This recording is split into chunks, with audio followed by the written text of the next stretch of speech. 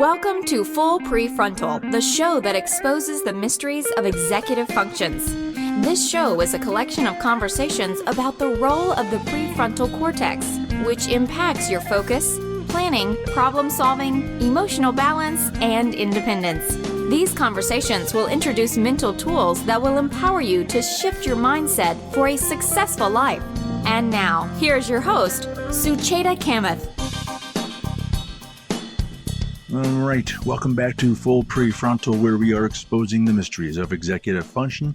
I am here, as always, with our host, Sucheta Kamath. Sucheta, you're going to lead us off and help us understand why Oliver Sacks is relevant to today's conversation and also introduce our guests. So good morning, my friend. Always good to be with you. Great to be with you, Todd, and I'm so excited to have a conversation with our guest today, and I will tell everybody who that is. But let me start with Dr. Oliver Sacks. When I went on a maternity leave, I won't name the year, but a girlfriend of mine gifted me a book titled An Anthropologist on Mars, 7 Paradoxical Tales by renowned neurologist Oliver Sacks. It had fascinating stories of 7 patients with varied neurological conditions. And a year or so earlier, I had heard Dr. Sacks speak at Harvard, and I was fascinated by his book. Then it was kind of he had written that a decade ago, I think, which was The Man Who Mistook His Wife for a Hat. Sacks had a knack of bringing stories of impairment and disorders into the lives of ordinary people who probably had no exposure to anything such as a brain injury or any anomalies to the brain. And he was known to not just limit to understand the patient's story by interacting with them in the clinical setting. Sometimes he would travel long distance to go and visit the patient in their homes and see how they behave and function. So one of the quotes comes to mind is that he has said that defects, disorders, disease can play a paradoxical role by bringing out latent powers, developments, evolutions, forms of life that might never be seen or even be imaginable in their absence. And that's the most important thing I want to talk about today is the topic of rehabilitation. Until I read Oliver Sacks, I had never known anyone speak so eloquently about neurological diseases, neurological changes, and its profound impact on one's life. Or particularly, nobody had spoken so clearly about the work that I do. My career is peppered with experiences where I have seen individuals who had skills once, lost them, they had to work on gaining them back. In the process, they have somehow discovered inner transformation and even function at a level when they had never been before or have found a new path. So the question comes to mind is, what's the goal of life after a brain injury? Does one return to original state, or does really work on bouncing back to a newer states and whatever they may be? So, an injury or insult to the brain affects attention, memory, and executive function. And one needs some skills to learn to compensate for the lack of skills and to work with people and work on oneself after the brain injury to remove the obstacles that the brain injury brings. So today, our expert has dedicated his career to studying this process of cognitive retraining. So I am very delighted to introduce Rick Parente. He is an Emeritus Professor at Towson University in Baltimore. He is a licensed psychologist and a certified cognitive rehabilitation therapist. Dr. Parente teaches courses on neuropsychological assessment and neurorehabilitation. He has published over 75 journal articles and 3 books on neurorehabilitation. His first book that he wrote, he co-authored in 1991. That's called Retraining Memory Techniques and Applications. In 1995, he co-authored a second book, which is one of my favorite books. It is sitting in the shelf behind me. That's called Retraining Cognition Techniques and Applications. It summarizes the techniques developed over 2 decades prior and how to help people restore their mental processes and help them become functional. And his latest book, which he co-authored in 2017, which is called Behavioral Statistics. So with great pleasure, I am delighted to have Dr. Rick Parente with me. Welcome. Thank you.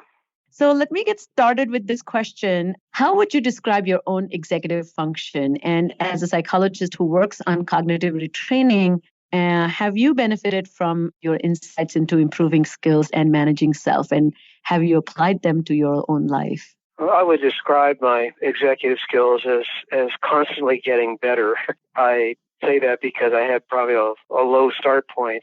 I've noticed over the years, for example, that when I look at my student evaluations in my courses, one of the lowest ones is always organization, which is Oh, really? an example. Yeah, and no matter how hard I try, it gets a little bit better, but it never seems to get to the point where I really want it to be. But I think that's my biggest problem today is organization. But then again, I think that there's lots of different kinds of organization.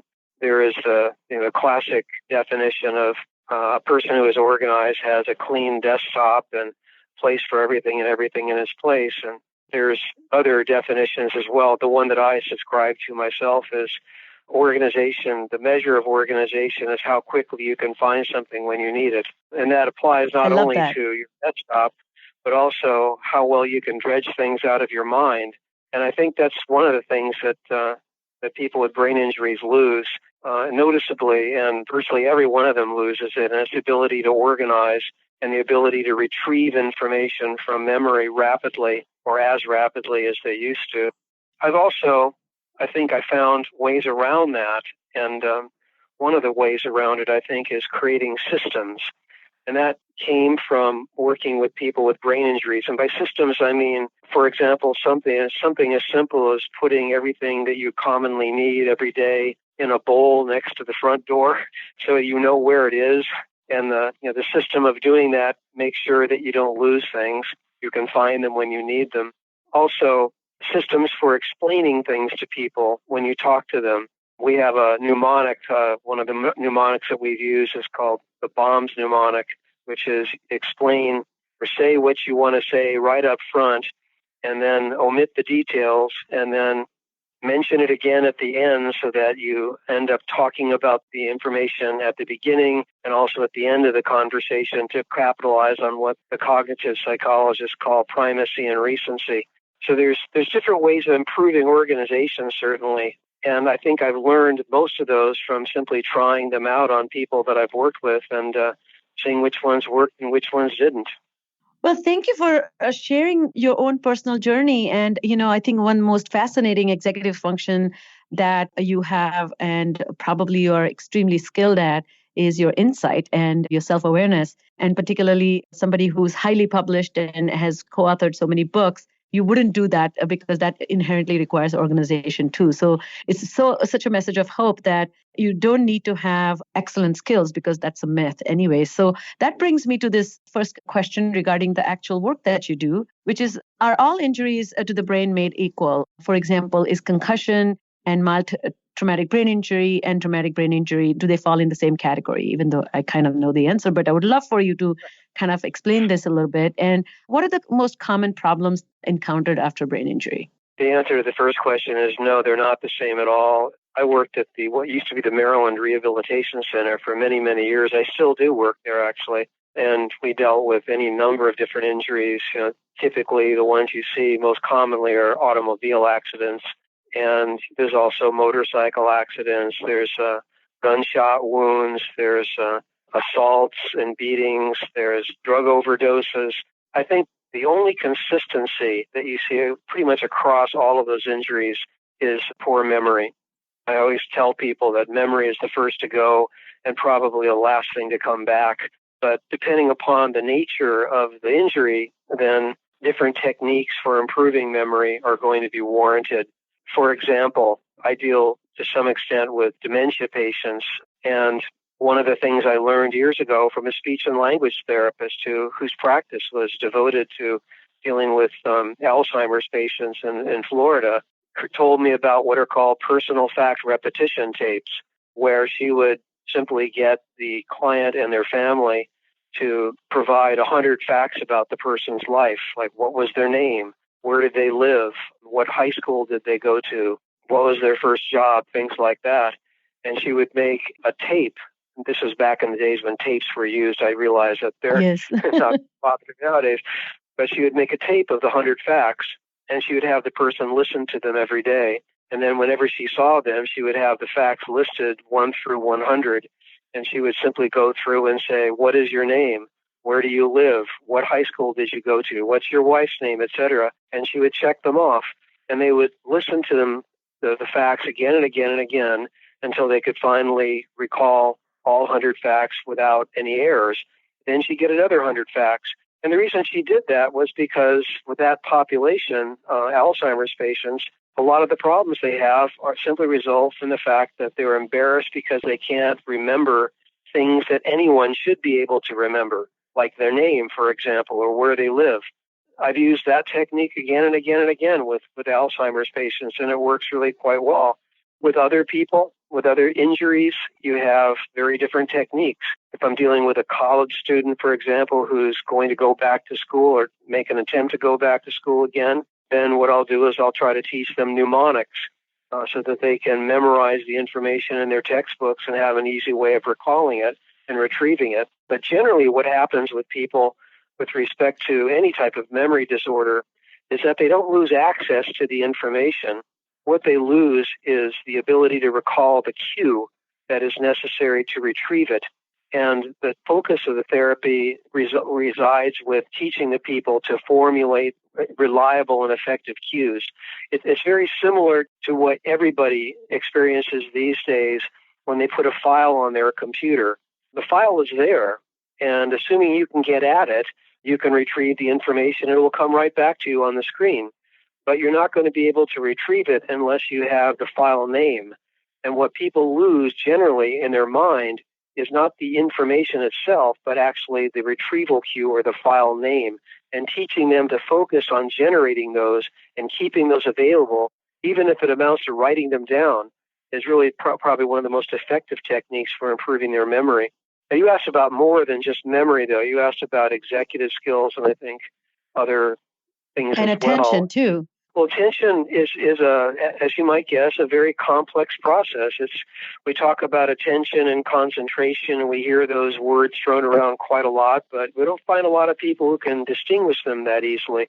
Mental control is another aspect of attention. And, regardless of the neuropsychological characteristics that determine it, I think in terms of function, attention is best thought of as essentially your ability to train your senses on something and to apprehend or process what you're seeing. Whereas concentration, on the other hand, is more an issue of ability to work with information and memory to, for example, formulate or answers to mathematical problems in your head. That takes concentration. But when somebody walks into a room and you simply turn your eyes and your ears towards that person, that's more of what we call attention. And attention is usually diminished after head injury. Typically, if you give a person an attention task, you'll find that they perform quite poorly after a head injury. And the question always becomes how much of their memory problem is due to their attention problem and how much of their attention problem dictates other problems like inability to process, for example. What do you do about it? It's a really tough road to hoe because, again, every person is different and they all have different attention problems. I think the only out-of-the-box type of attention process training that I've ever seen right now that's available is one by Solberg and Mateer, and that has some proven efficacy to it. So if a person wanted to improve their attention, then probably that type of computerized activity would be the way to go. I think, though, that one other aspect of attention that is usually either overlooked or ignored is the issue of how interested you are in something. When I test kids, for example, their mothers always tell me that, they can't pay attention, they can't pay attention, they can't pay attention. But then again, you give that kid a cell phone and they will pay attention to that manual for the cell phone to the point where they can learn to operate it much better than I can. That takes attention. And so I think probably one of the major aspects of dealing with an attention problem is asking the person, what are you interested in? What turns you on? What do you like to do? And you'll find that they can usually pay attention much, much better if you can isolate some of those activities. And ideally, if it's a school-related activity, then that works out quite well. The other avenue of approach is medication. There's a lot of different medications out there that are designed specifically for improving attention.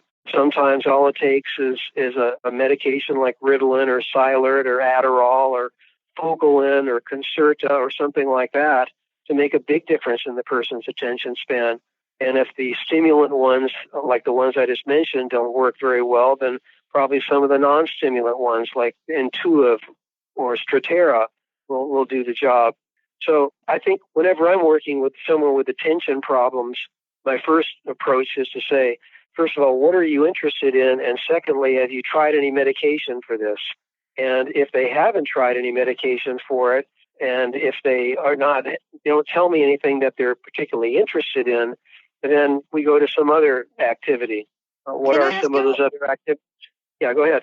Yeah, so one question that comes to mind is, this is where I get quite often I see pushback from parents, which I'm not really sure if it's something that they fully understand, but they, particularly if it's not a brain injury or those with a brain injury and a pre-existing diagnosis such as ADHD, there's a strong kind of personal beliefs or that, medication, I don't believe in medication, or I don't want my child to be dependent on medication. And so there are lots of things that people bring into that whole decision, that there's a genuine tool available that can have a positive impact on attention, but there are a lot of reservations people have. What would you say to those parents as well as individuals who are very hesitant to intervene with medication, and particularly if it's not a brain injury?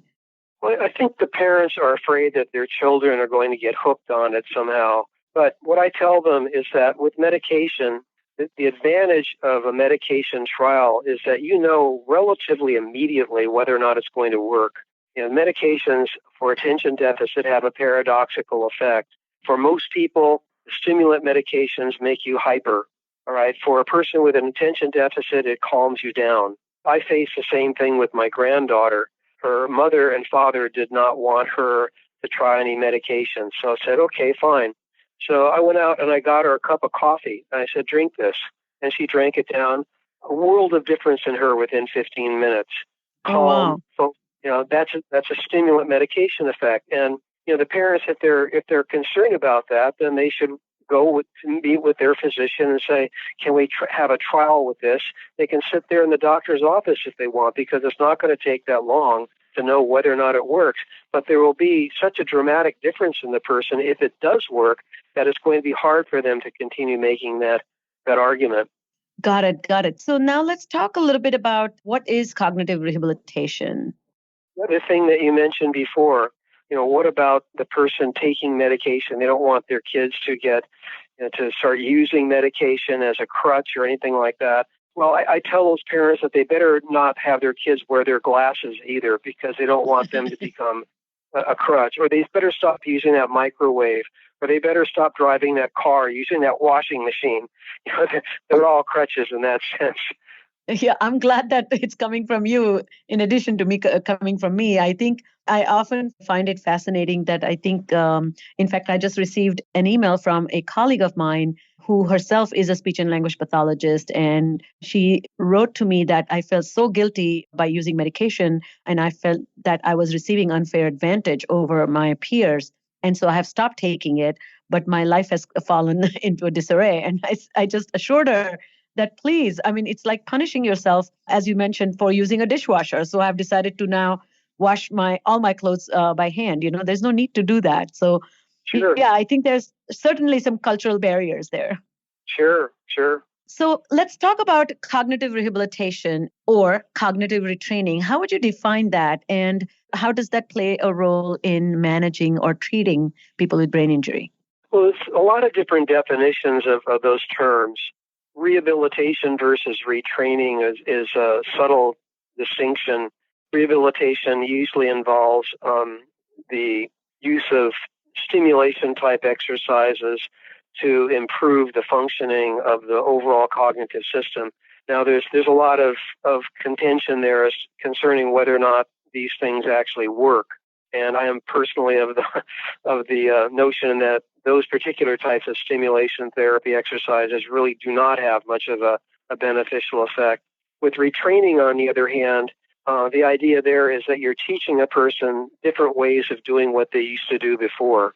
You're teaching them, for example, rather than try to remember something, to write it down and keep a written notebook with you so that you can refer to it. So what they used to do, they no longer do it that way. You taught them a different way of doing it. And those techniques do definitely have an impact, and they work pretty quickly. What is it used for? It's used in any number of different ways with any number of different types of people. Speech and language therapists, I think, are the ones who deserve most of the credit for this type of therapy because they've been doing it the longest. For a speech and language therapist, the cognitive rehabilitation is usually referred to as teaching the person to communicate better. For the psychiatrist or the psychologist, or you're usually dealing with teaching the person skills for getting along with other people and controlling their emotions. For the psychiatrist, you're usually talking about some type of medication management. For the occupational therapist, you're talking about teaching a person functional skills of independent living. And usually for the neuropsychologist, you're dealing with simply testing the person and seeing what their current levels of functioning are or whether or not there's been any changes in their functioning. So it really is a very different definition depending upon the discipline that is being addressed. For me, cognitive rehabilitation is simply getting the person back to the point where they can do much of what they used to do before. And that can be done in any number of different ways. And it varies from person to person and person. And there is no one conveyor belt type of therapy that can be used with every single person. I will usually try at the beginning of the process to simply ask the person, what's your biggest problem? And ask the family members also, what is this person's biggest problem? And then with the family, I will sit down and say, what can we do in order to eliminate this problem? All right. It may be something, for example, that the person and their family will say, I can't remember where I put things around the home, or one that I commonly hear, I go into one room and I can't remember why I went into that room. All right. Well, one of the simplest things you can do for the first example is, again, to simply get a large bowl and put it someplace where the person comes and goes and says, when you come home, the first thing you do is put everything in that bowl and keep it there. And you'll know where it is. And if it's not put in that bowl, you're probably going to forget where it is. For the second one, the second common one, when you go into a room and you can't remember why you went into that room, the easiest and quickest fix for that is to go back to the room that you just came from, because something in that room will, again, formulate the cue to remind you why you went into the other room. And that works every time. Another thing, people will tell me, I can't remember phone numbers. I tell them, go to a touch-tone phone and key in the phone number 50 times. Or I don't even bother to pick up the phone and listen to it, but just key in the phone number 50 times. When you can't remember the phone number, walk up to the phone, and as soon as your finger gets next to the dial, because it's now a motor code, it will bring back the code into the phone number into your memory. So there's lots of things like that, very simple fixes that people have and have used effectively, but which ones you use, very, very different for each person. What I have in my book, at the end of the book, is in the appendix, comes from 27 years of dealing with brain-injured people at the Maryland Rehab Center, and we would ask them every time we met, what's your biggest problem? And they would tell us what was their biggest problem. And over the 27 years, we took all of those things and we reduced them down to 50 of the ones that were repeatedly mentioned by more or less everybody. And they were also asked, what did you do about the problem? And what solved the problem for you?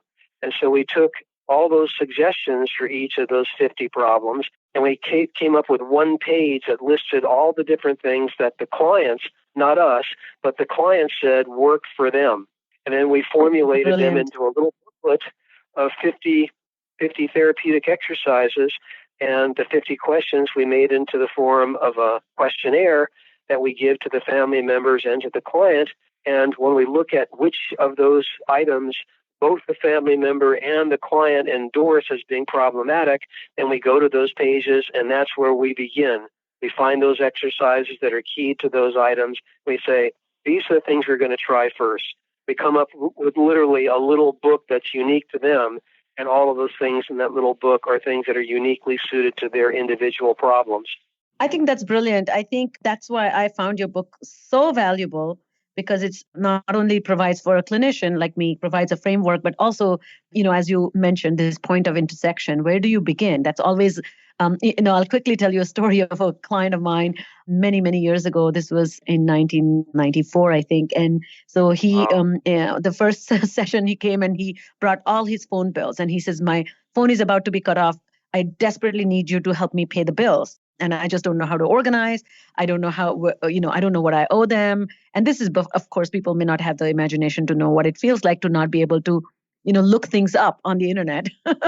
And then I would come up with some system, feel very relieved that and anxious about his success. And the next week he would come and say, you know what, can you please talk to my wife? I think she wants a divorce. And then you're like, what happened to the phone bill? And there was no trace of anything that, whether he had followed up, whether his phone got cut off, what about the water bill? And so from that, I learned a lot about not really focusing on the patient's description of that particular day's problem, but really taking some global inventory, as you just mentioned. So what biggest takeaway I'm hearing from you, which is so valuable for all the listeners, is I think there are 3 ways to conceptualize cognitive retraining, if I'm right. That one, kind of help patients develop that self-awareness. Second is to help them build a repertoire of compensatory strategies. Like you mentioned, if you can't find your keys, then have a bowl. Bowl doesn't improve your memory, but actually has a place which houses the key and it doesn't move, and that brings that stability. And the last part of the cognitive retraining rehabilitation, so to speak, is the skill building process. Am I fair to say that? Sure, it is. And I can't emphasize strongly enough the issue of prosthetic devices. Those things really work, and they work right away. And that and probably medication are the 2 things that work the quickest. By prosthetic devices, I mean things that take over the function for the person. Like you were mentioning bills. With every person I work with, I insist that they set up an automatic bill payment system with the bank to get the bills paid automatically every week without them having to do anything. Also, electronic devices around the home that turn the lights on in the room when you walk into the room and turn them off after a minute of not being in the room. Things like that save enormous amounts of money with respect to the electricity bills. So anything at all that you can do like that. The other thing that I try to work with all the time with memory is I try to get the people to carry with them a small digital recorder that they can get at the office supply store for about $20. Because you can talk 11 times faster than you can write. And if you simply make notes to yourself rather than writing them down on a pad, you can review them every minute or every 15, 20 minutes, every hour even, and then delete the ones that are no longer relevant. But that has also made a big, big impact in their ability to remember things throughout the day. And one of the things that I exclusively focus on executive function, I have now my practice where we work with people who are kind of underachieving and their memory functions are not that impaired. Their attention skills are not that impaired, but their ability to manage the goals of life. And one of the problems I run into with them is they have these prosthetic devices. They just don't have that consistency and processes built into their life, or they don't adhere to those processes, which goes back to that motivational component too. But like you mentioned, if you have a digital recorder, you make notes to self, and then you need to have a regular time in your day particularly chalked off for reviewing the notes that you have made. And so that's where the barrier happens for these people, where they don't review them, or they actually did not hold the record button carefully enough that they were speaking into the recorder, but it never recorded. So I see a lot of those types of glitches as well. So how about those clients who are patients who don't have the highest level of awareness about their self-efficacy? Like, how effective am I? What do I need? And how well am I using all the tools and strategies that have been given? That's the multi-million-dollar question. I'd like to pretend that I have the answer to that. I can respond to pieces of it, certainly. Specifically with respect to the voice recorder, I find that I have to train the person to use it, and it takes a while sometimes to get the person to the point where they do use it. What I do as far as reviewing it is I give them a cheap Casio watch. It costs about $12 at Target. And I set it to beep on the hour so that every time the watch beeps, then they listen to all the messages on the recorder. So their cue to listen to the messages is that watch beeping. With respect to them actually using it themselves or being aware of their deficits, that's a tougher one because a lot of times about all you can really do is to, when you talk to the person, is to point out the mistakes that they've made this week and look for consistencies in the errors that they've made. And then also you have to make some judgment as to how important the error is to them. Sometimes they just don't care. And they don't care because it doesn't have as much of an immediate impact on them as it should. In the back of my book, there's another appendix, Appendix A, I think it is, called the Self-Motivation Treatment Planner. And what we did with the people at the rehab center is we asked them, again, over the course of many, many years, what were the reasons why they didn't do the things that they know that they should do? Right? And we got Great. We got lots and lots and lots of answers to that, and we reduced it down to about, I think, somewhere about 7 or 8 things, categories. One of the most common ones was dealing with what was called comfort zone. They don't want to do something because they're comfortable doing it some other way. They don't want to use a voice recorder, because they're comfortable writing things down in a pad. Another one that they have that they said quite frequently was inability or rebelling against someone else. All right.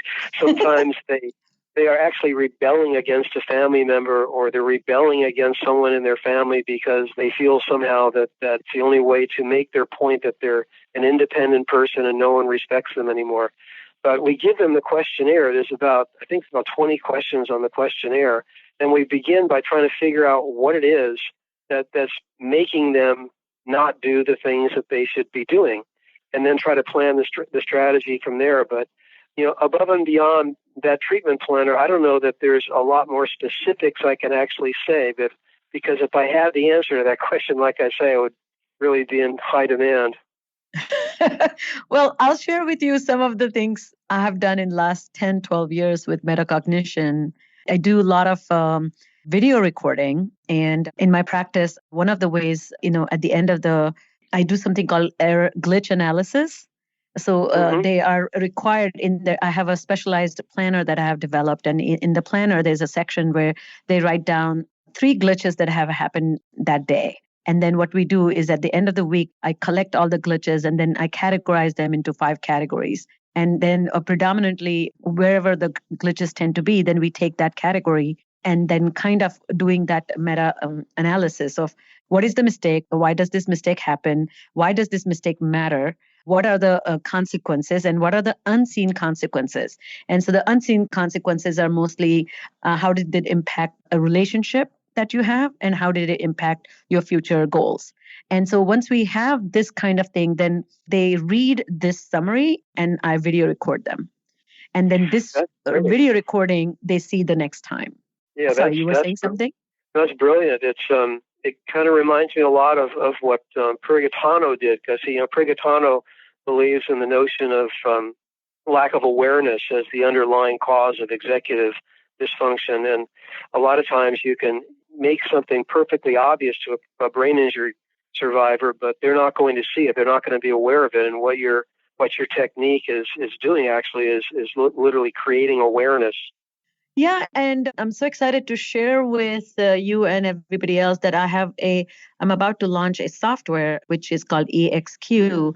And one of the primary premise of this is how do we develop self-awareness, and what are the tools and processes that go into developing awareness of self, awareness of strengths and weaknesses, and awareness of strategic thinking by your capacity to evaluate mistakes. And in the training process, one of the tools that I have created for every individual, that they make a video addressing the future self. So at the beginning of the training, they make a recording and the script is a shell, and they fill in the script and the software fills in their own weaknesses and strengths. But the script says, hey, dear future me, these are the things I'm going to do for you. And then during the training on every other week or so, whatever the rhythm is, they are asked to see this video. One of the processes to let them see this video where they have made a promise to their future self.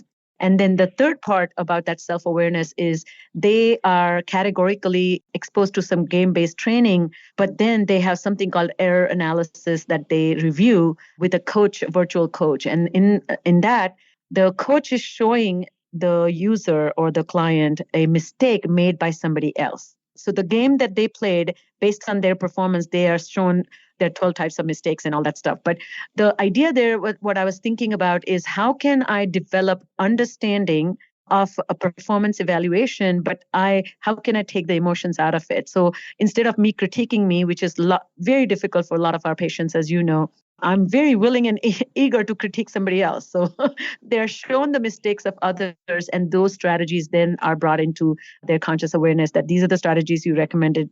Hannah, how about you using those strategies too? That kind of idea. No, that's great. When that comes out, let me know, because I'd really like to get or buy that, because it sounds like a great program. And that's what this field needs really more than anything else is the programs and training options that are generally available to the therapist.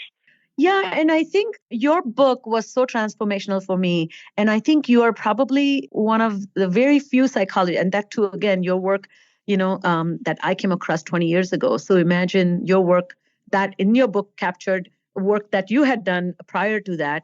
But I feel that the psychologists who study are very focused on evaluation part, and then the clinicians who are working are very focused on the treatment part. And that continuum, I think there are very few researchers like you who actually connect the two, because I think it's really important to talk about not just the deficits, but the plan. But that, as you mentioned, there's some myths that float around when it comes to injury and the plans that work or don't work. And it's really, really important to understand the functional aspect of treatment plans and not use those things that feel like that may use. So do you mind telling us a little bit about what are the things that don't work when it comes to therapy?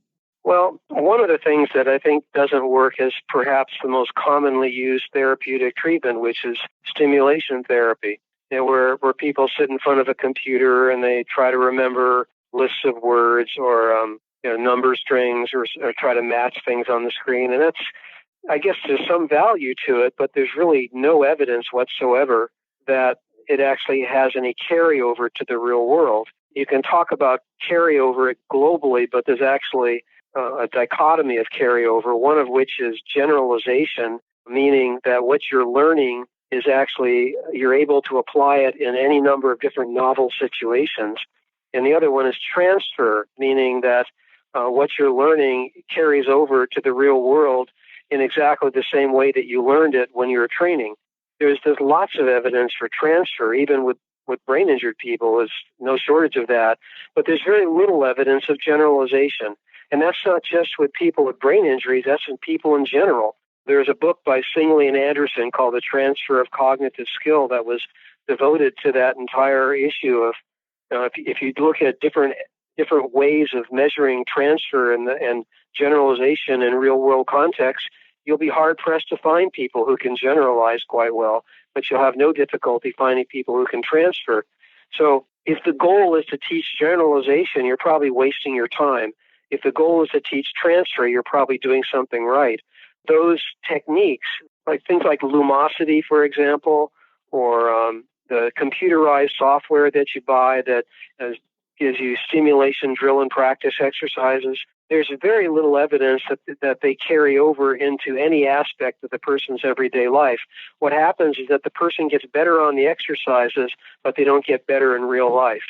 So I think as far as those things go, you're probably better off playing video games, which would be fundamentally more interesting. Another Yes. thing that doesn't really seem to work very well is Freudian psychotherapy.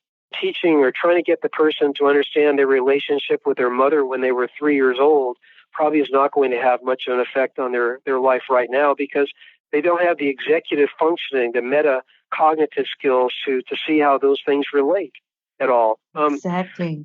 And there's other things, but I think the two areas that I think are the squeakiest wheels, put it that way.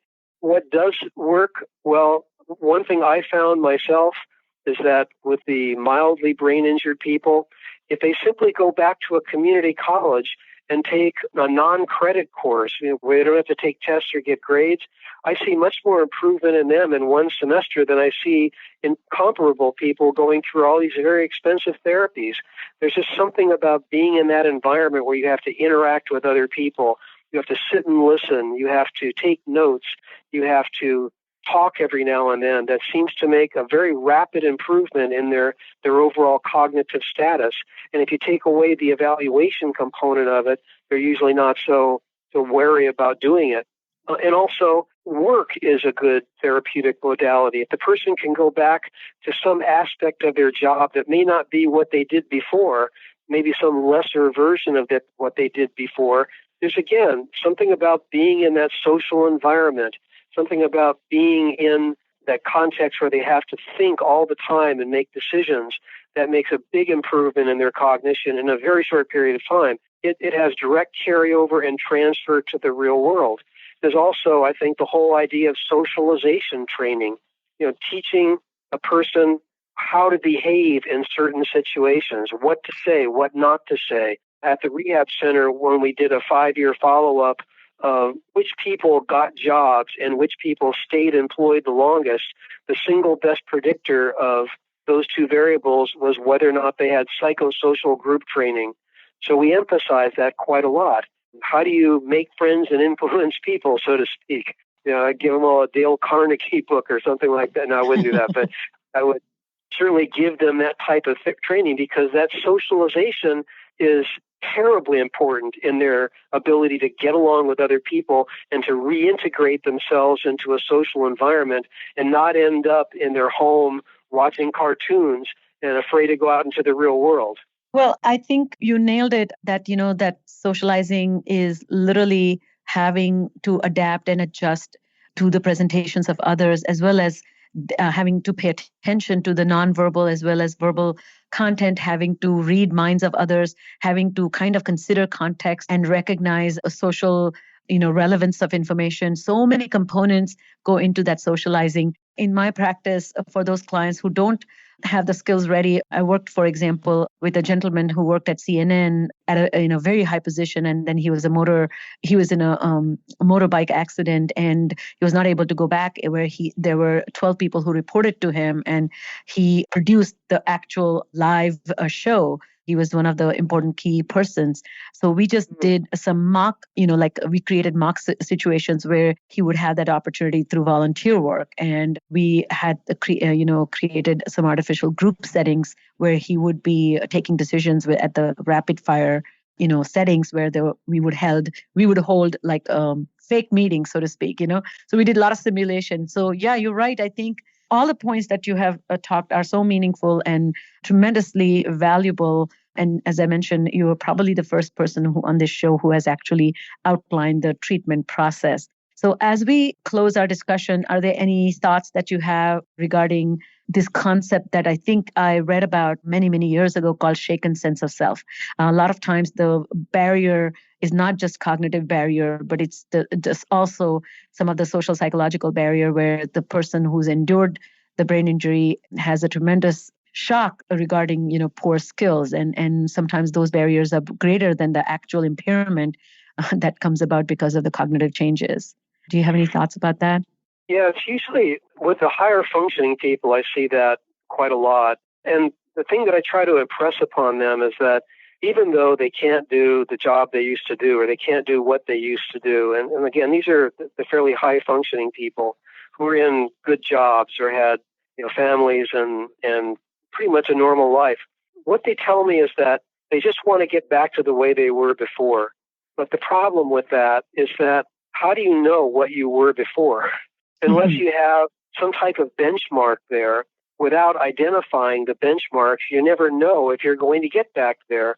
So they end up in this cyclical loop where they're always trying to achieve something that they thought they were before, but there's really no way of knowing how accurate their impression of what they were like before is. So consequently, they can never really get back to that state. So I try to teach them that we have to establish concrete benchmarks, not so much look in the past and see what you were before, but look to the future and say, where do you want to be? What do you want to, this is going to take some time. Where do you want to be in 6 months? Where do you want to be in 1 year? Where do you want to be in 5 years? Where do you want to be with your relationship with your wife or your husband? Where do you want to be with your relationship with your children? Not so much what it was before, but where do you want to be in the future? And when you start writing these things down and making them concrete goals, then they're achievable. But unless you do that, then probably you're not going to have a lot of success in their achieving them. Well, this is fantastic. Thank you, Rick, for coming on the show today. Our conversation was extremely meaningful to me, and I bet it will be extremely valuable to all the listeners. Once again, thank you for finding time for us, and have a great evening. Sure. Thank you very much.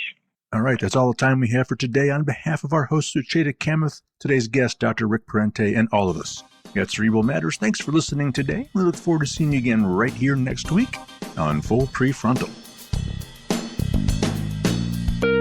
Thank you for listening to Full Prefrontal, exposing the mysteries of executive functions. To contact our host, Sucheta Kamath, and learn more about her work on improving executive functions, visit her website at cerebralmatters.com. That's cerebralmatters.com. Tune in next week for the next informative episode of Full Prefrontal.